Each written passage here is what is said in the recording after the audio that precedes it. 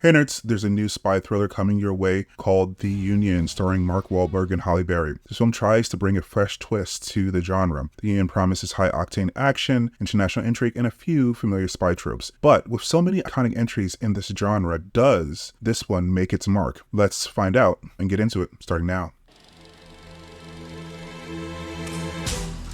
Welcome back to the Nerd Social. I'm Nathan.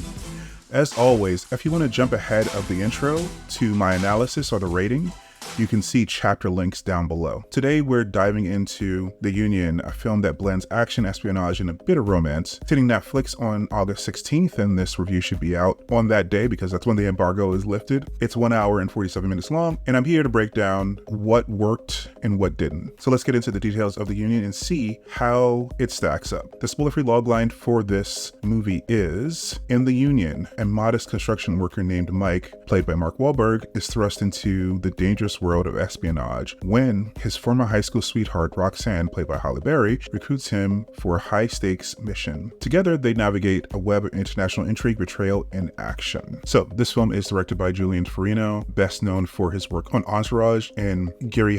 The Union brings together a team of experienced filmmakers. The screenplay is written by Barton and David Guggenheim, both of whom have strong backgrounds in crafting suspenseful narratives. As I started to mention, the cast is comprised of Mark Wahlberg as Mike Reynolds, a construction worker turned reluctant spy. You probably know him from The Fighter, Ted, or The Departed, and many other parts. Halle Berry plays Roxanne, a seasoned secret agent, and Mike's high school sweetheart. And you, of course, know her most recently from John Wick Chapter 3, Parabellum, but also Monsters Ball, X-Men, and the Bond movie Die Another Day. J.K. Simmons plays Tom Brennan, the head of the Union. He's known for his roles in Whiplash, Spider-Man, and as the voice of Omni-Man in Invincible. Mike Coulter plays Nick Faraday, an agent in the Union. He is known for his roles in Luke Cage, Evil, and Girls Trip. Jackie Earle Haley plays Foreman, the Union's tech lead. He's known for his roles in Shutter Island and also playing Rorschach in the Watchmen movie and Freddy Krueger in A Nightmare on Elm Street. Alice Lee plays Athena Kim, a doctor and tech specialist with the Union. She is known for her roles in Zoe's Extraordinary Playlist. Brittany runs a marathon, and she voices Lois Lane in My Adventures with Superman. And finally, Adewale Akinnoye Agbaje plays Frank Pfeiffer, the Union's martial arts expert. He is known for his roles in Suicide Squad, Lost, and his Dark Materials. All right, let's get into breaking down this film. So, I'll be honest, when I went into this movie, I had low expectations. I'm not a fan of Wahlberg, given the stories and criminal charges from his youth of racist assaults and batteries against Black and Asian people.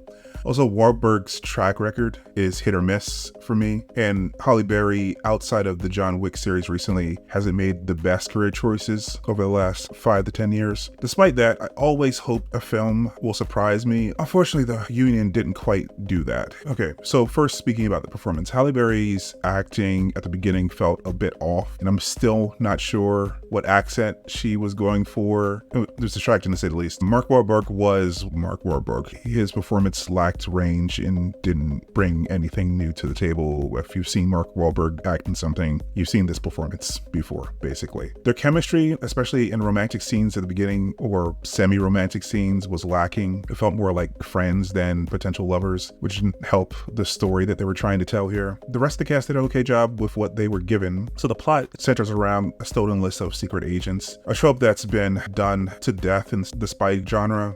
Movies like Mission Impossible, Skyfall, The Bourne Ultimatum have all tackled similar themes. The Union doesn't bring anything fresh to this table in this regard. The idea of an intelligence agency that recruits blue-collar workers instead of Ivy League elites is interesting, but the concept wasn't explored deeply enough to make it stand out. I will say the action scenes were decent, with a particularly good car chase at the end of the movie. The use of buildings in an old European setting added a nice touch. Given giving the film a bit of character. It made me think of some of the better Bond films or Mr. and Mrs. Smith from earlier this year with Donald Glover and Maya Erskine, where the urban environment is used well in the action. The training montage that you expect in a movie like this was cute, and the choreography improved as the film progressed, but it was still nothing groundbreaking. The dialogue was serviceable, though it had some awkward moments. There were places where it felt forced or off-key. The romantic chemistry between Wahlberg and Berry, like I said, was almost non-existent in the beginning of the film. It slightly got better in the last couple scenes and became more convincing by the end. So in the end, The Union feels like a setup for a potential series. While the action was good in places, the plot was too predictable, and the film borrowed heavily from better spy movies.